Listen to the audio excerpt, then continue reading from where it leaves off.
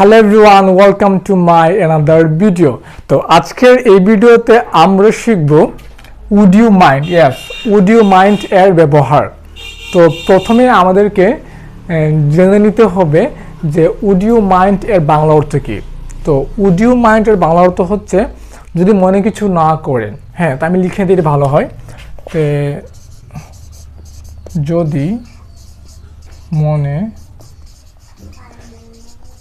কিছু না করেন, হ্যাঁ, এটা হচ্ছে এটার বাংলা অর্থ। এখন কথা হচ্ছে এটা কখন আমরা ব্যবহার করব।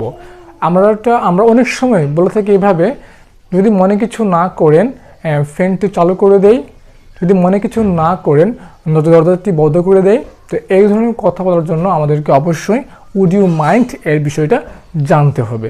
তখন আমি বলবো যে would you mind turning on the fan.